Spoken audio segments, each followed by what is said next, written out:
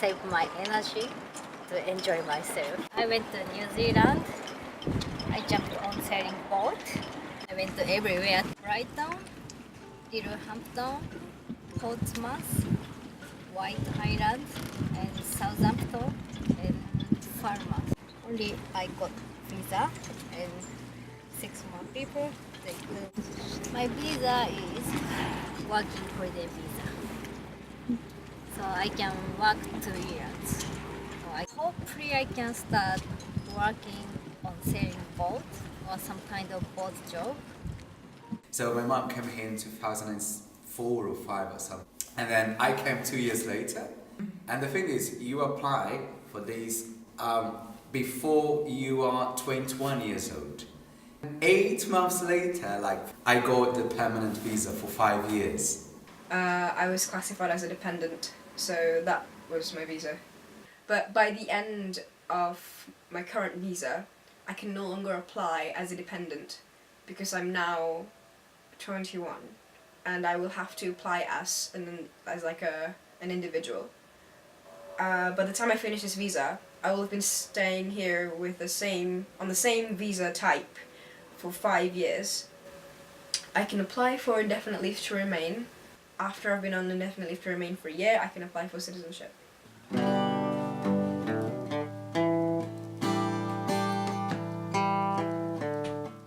They look two papers from us. One is visa and one is college.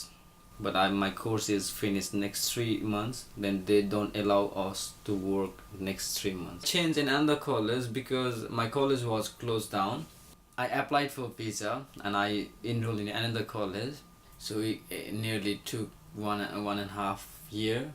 I took money from my friends and I had some overdraft in my bank account. I got good friends. They know that whenever I have, I'll give them back. So then Came here with my mum when I was 16. We moved because she received a scholarship to study a master's degree at Oxford University, so we moved to Oxford. It would be very, very hard if I did decide to study in London because it would be expensive, because I would have to pay an overseas fees. It's almost double what the UK students pay a year. I didn't get a scholarship for my undergraduate degree. It was all my parents. And I know they borrowed money from family, and my mum just worked really, really hard. And I worked throughout uni. But I knew there's lots of job in London. I work as a waitress, 11 or more hours. Teach new people. After I have to check everything, so I'm not gonna work restaurant never again. I'm doing kind of manager, but minimum wage. So I go to the parties pretending to be a spy. So I have black hat and sunglasses and everything else. As entertainers, magic show and clown things. Hello everyone, and I'm here today to train you to become spies. Because of our friend Sam, the birthday boy. So we use I teach them Morse code. It is something. And then do the shift from 7 until 2 o'clock. I go home and send some emails. And 6 o'clock or 5 o'clock, I start with these guys, Deliveroo. This is how I do. the one job, it was in IKEA. I told to my friend that you go first to work. They took us, both of us. It's quite amazing now. And there were some politics as well. I went there and I saw new faces. What is this now? What? A friend's uncle, he referred me to McDonald's. McDonald's is good for beginners. I guess they count every single penny. I'm paying you, so you have to work for me. That place, I think I'm not belong to, I'm not doing these things because I want to. I'm doing these things because I have to, I need. In one restaurant, I went there for interview and they took me. That place is again horrible. My visa was pending. They behave £3 per hour that time. 14 hours a day sometimes. So 5 hours break and 5 hours I need to work. It was 1.5 years or 2 years. I was a KP, but I have to do everything as a chef. I need to cook, I need to serve the food, I need to wash everything. I worked in Wasabi in first year, so everything that didn't sell on that day would have to go in the bin every night. Like all the waste, in like a bin bag. I would usually collect like 3 bin bags and I'd bring them back to uni, and I asked all my friends to come along and have sushi. And my flatmates were happy, and that's how I made friends, by feeding them sushi. If I have family or kids, I wouldn't come on board. At the moment, I don't have anyone to protect, so which means I can keep traveling. She doesn't want to go through these situations. She prefers staying in the comfortable zone, let's say. We, my wife and I, we always communicate through Skype. And always when I speak to my son, it's like, hello, hello. My son, like a huge face right in front of the camera, twisting his hair. And then he look at me and say, Papa, yes, son. Where are you? I say, well, I'm in your grandmother's house in London. Why are you taking so long to come back? Yeah. And that moment, I got speechless. My brother is 7 years old. My son is 6. My brother, he went to Brazil. The first time that I was really dying to go to Brazil because I really wanted to have my brother and my son all together. Because I love them both, I just love them. And I might miss the opportunity to play with them in a child way, in a pure way. And now I'm here working 3-4 jobs in order to bring them. It always felt like it was just me and my mum. But she was away a lot when I was a kid because she was a single mother. Every time she comes back from her trips to tell me about the awful things that happen to people there. She's currently doing a PhD, but she's also an environmental activist. She is a consultant, and she's very, very passionate about her work. I'm gonna stay with my family, of course. If you go in Nepal and you see they're living together. I have three big pa. When he was working with American armies in Iraq. It's 2 photos. I put it together. So I love my father. So wherever I go, he will be with me all the time. Everyone going to uni, but I didn't want to go. But my parents already paid. They get angry. So give me 4 years to get proper job. And after 3 years, my mom would start saying, so what do you want to do? So what kind of job are you getting? And I've decided to run away from my parents. After I graduated, I felt lost. I felt like I was useless. I felt like I wasn't being anything or doing anything. I didn't know when I was going to get a job, so it just felt endless. I would go to uni 5 days a week, and then weekends I would work in the cafe. But then it became like your whole week is working in the cafe. I was 16 years old.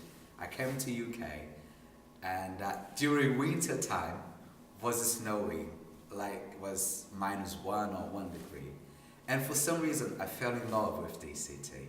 I really fell in love. I had to stay in Brazil. I finished my uni. I've got my company in Brazil, still have. And I was working like every weekend. I was comfortable. But that was a problem. I was too comfortable. That day, in my life, I cried a lot. Like, not because of really hard, because of I was that guy. When I was in Nepal, like I don't walk, I take my bikes wherever I go. I came here and there's no room for me. Like the consultancy, they lied to me. One of my friends' sister, she used to live here. We met her at night time, and she brought us to one like lodge. The room was like there's bunk bed or bunk bed. A lot of people, 8 or 9 people, we sleep together like on separate. We cried, me and my friend, we came together. this is the country, like not like our country, okay, like you have to be like, you know, a lot of things he told me, you know. So we came together, whatever comes in our way we face together step by step. Like I'm making you know, new friends, and they were really close to me, and they went back to Nepal, and I make another friend again, they went back to Nepal. Once they close to me and they go back. I want to have my own business about selling boat. That's why I'm running.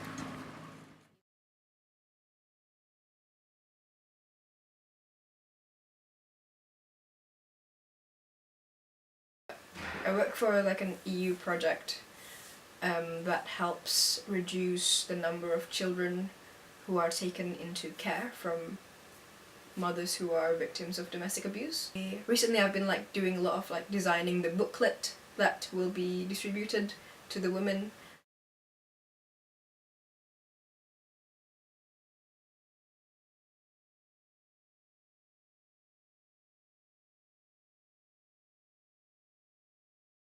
But on the 5th September, we landed in London, all of us, the four of us. So everything was kind of really uncertain because I was bringing them, and however I was the only one of the right document. They would enter as a tourist. We weren't sure if the officer, the immigration officer, would allow us to come in. Last week she said, I don't want to go back anymore. After 7 years. She wasn't happy though, she was okay to come to London and try. We are trying, and if it doesn't succeed, we're gonna go back to Brazil. We're doing well, actually, yeah. We're doing well. It was quite interesting because I went through the website on Sunday night. Tuesday morning, I got a phone call from the school. You can bring Luis Eduardo to our school. He's going to be in the same class as the others, however, he's going to have an extra support. I saw them in my brother's room playing with the Lego, you know, just really, in a really friendly way. I mean, everything for me in the first place was really emotional. I was crying for, I don't know, for everything. You know, I was crying for seeing my son, for seeing my daughter. I was crying for everything. I spent the last, I would say 6 years, not 7 years, but 6 years trying to get a British citizenship.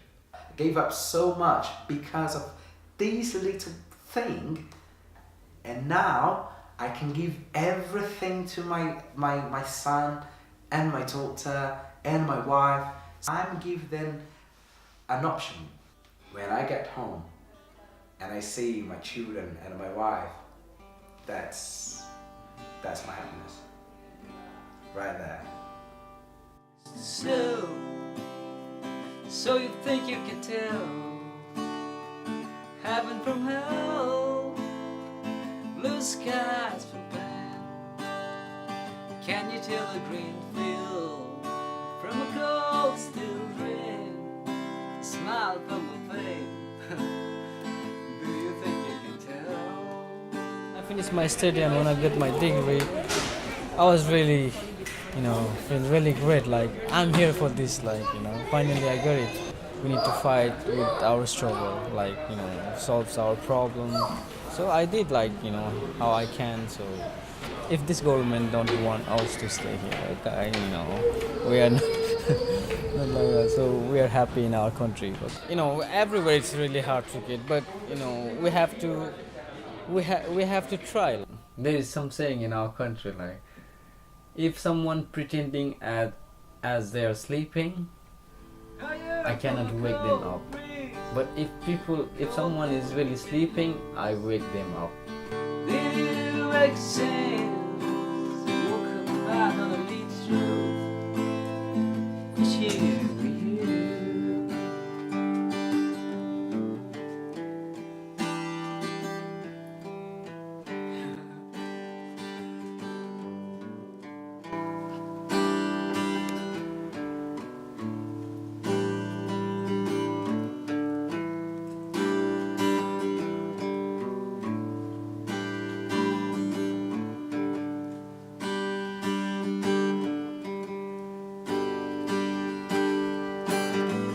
how I wish you were here.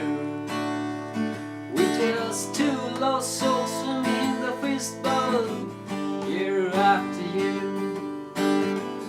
rolling over the same old ground. Where are we from?